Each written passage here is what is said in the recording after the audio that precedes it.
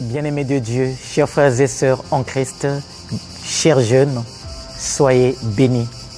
Devant vous pour un petit partage autour des textes bibliques qui nous sont proposés ce dimanche 9 août 2020, 19e du temps ordinaire, année A. La première lecture nous vient du premier livre des rois, le chapitre 19, le verset 9, puis les versets 11 à 13. Pour la méditation, nous avons le psaume 84-85. La deuxième lecture, c'est Saint Paul qui va une fois de plus nous accompagner avec sa lettre aux Romains, le chapitre 9, les 5 premiers versets. Pour l'évangile, nous avons l'extrait de Saint Matthieu, le chapitre 14, les versets 22 à 33.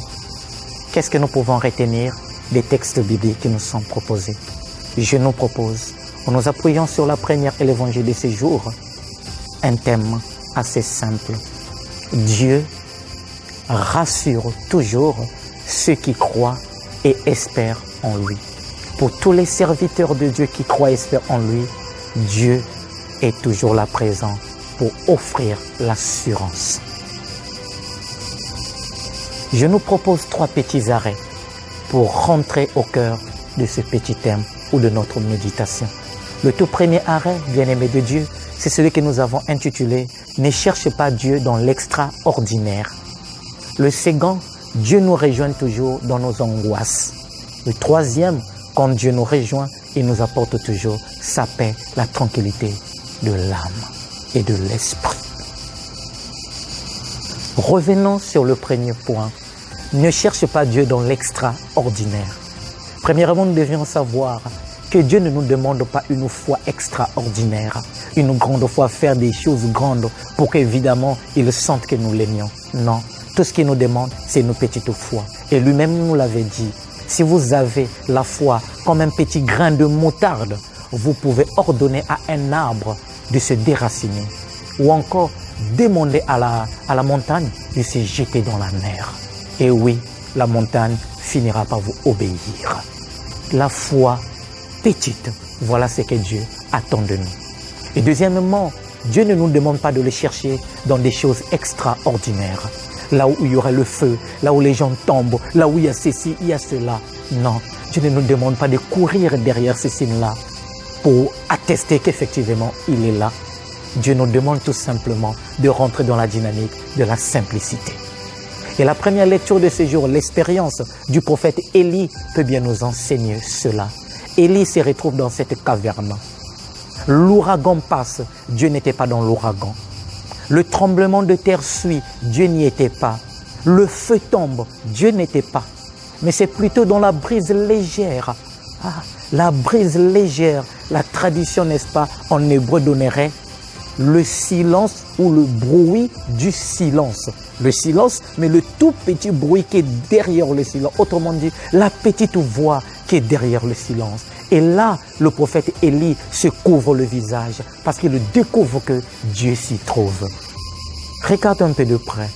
Tremblement de terre, vent, feu, ce sont bien là des signes théophaniques, autrement dit dans l'Ancien Testament, des signes qui manifestaient la présence de Dieu. Mais cette fois-ci, il n'est pas là. Ben oui, Dieu veut nous enseigner qu'il n'est pas toujours dans ces choses extraordinaires. Et d'ailleurs, même les dieux des païens font cela. Les dieux de Baal utilisaient aussi le feu. Le dieu de Baal pouvait passer aussi par des tremblements de terre.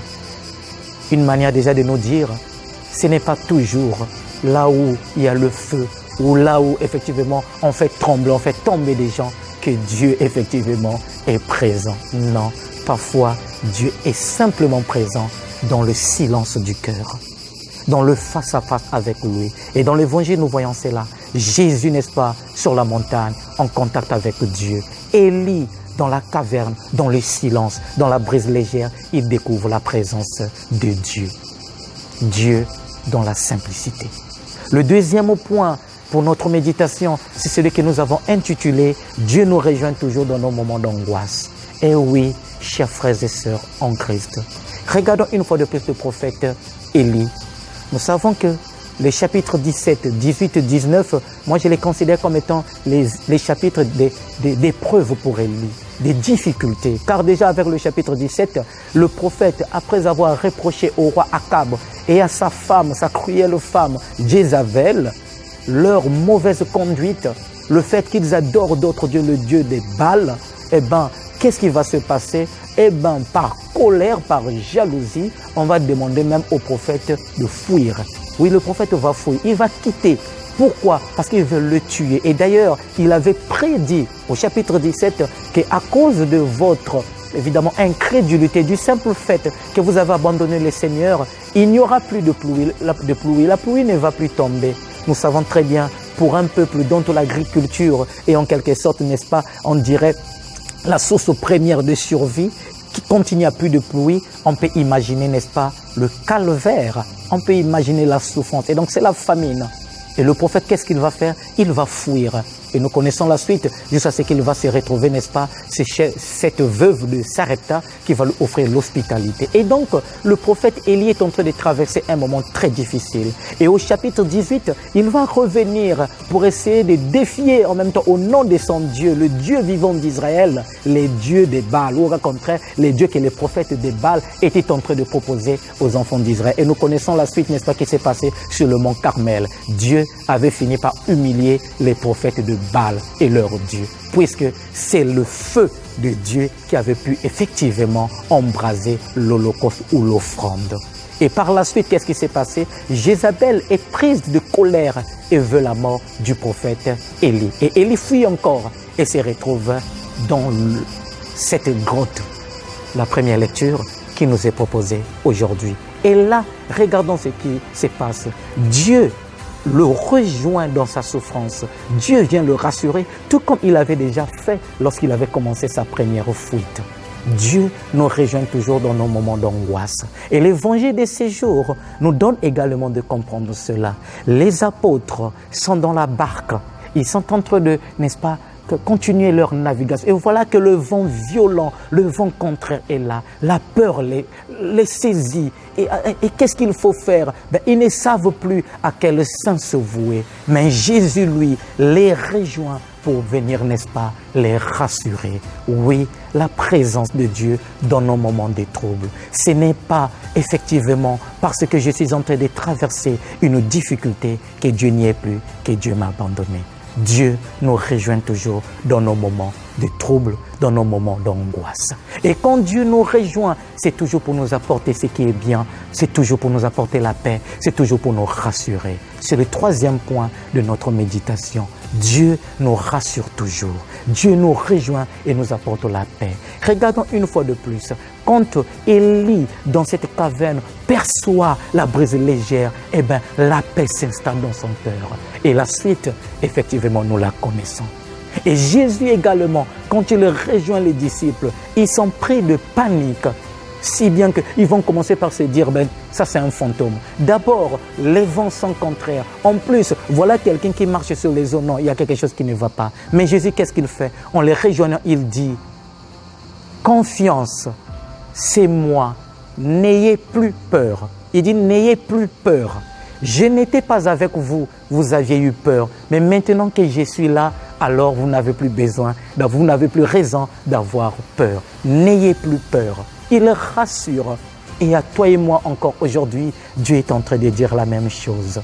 Tu es dans l'angoisse, les vents sont contraires, les difficultés sont là. N'aie pas peur, je suis avec toi. Et quand évidemment le Seigneur les rejoint en disant je suis là, c'est bien moi, que fait Pierre? Pierre lui dit, si c'est bien toi, Seigneur, ordonne que je vienne vers toi. Et Jésus lui dit quoi? Viens. Et Pierre, animé par cette foi, je dirais une foi encore enthousiaste, il se met lui aussi, il marche sur les eaux et rejoint le Seigneur. Mais dès que le vent contraire va commencer par souffler, eh bien qu'est-ce que Pierre va faire? Il va retomber dans la prison de la peur. Et la peur va faire quoi? Va le faire couler.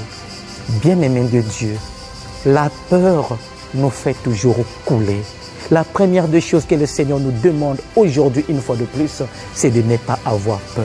Quand il est là avec nous, il nous rassure. Et Pierre, puisqu'il est dans la prison de la peur, il coule. Et là, il crie, Seigneur, sauve-moi. Et que fait Jésus? Jésus tend la main pour pouvoir, n'est-ce pas, le sauver. Et regardons bien cette image. Ne passons pas si rapidement.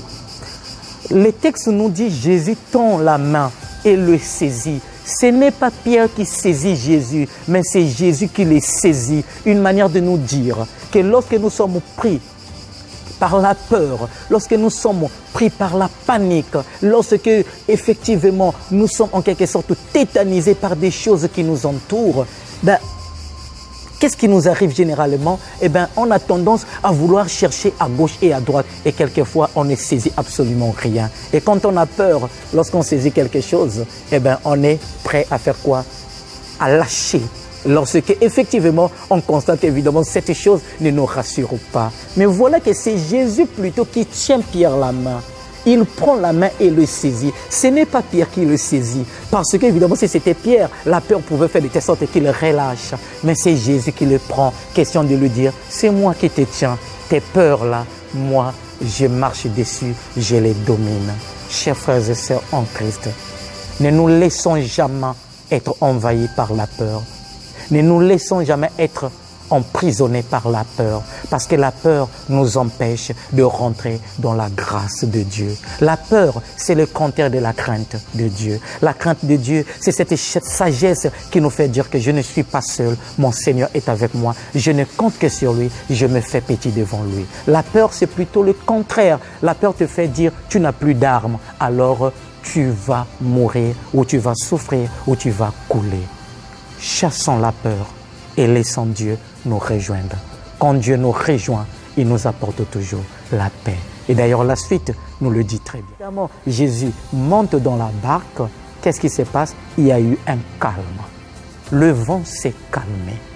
Oui, Jésus nous reproche, nous aussi, notre petite foi. Au cas contraire, notre manque de foi, ce n'est pas la petite foi, mais c'est plutôt le manque de foi. Car la foi, même si elle est petite, elle nous donne toujours de savoir qu'au cœur des difficultés, je ne suis pas seul. Le Seigneur chemine avec moi. Et si c'est le Seigneur qui chemine avec moi, si c'est le Seigneur qui me saisit, alors je n'ai pas besoin d'avoir peur parce que rien ne peut me faire couler. Le texte biblique de ces jours nous aide à ce que nous aussi, nous ne puissions pas rechercher l'extraordinaire, mais savoir que c'est dans le silence, dans la prière silencieuse, dans le face-à-face intime que Dieu parfois nous parle. Savoir que dans nos moments d'angoisse, Dieu nous rejoint toujours et chemine avec nous. Savoir que quand Dieu nous rejoint, il nous apporte toujours sa paix, il nous apporte toujours sa tranquillité. Tout ce qu'il nous demande, c'est de croire, c'est d'avoir foi et c'est d'espérer en lui. Quand Dieu nous saisit la main, rien ne peut nous faire couler. Bon dimanche et que Dieu vous bénisse.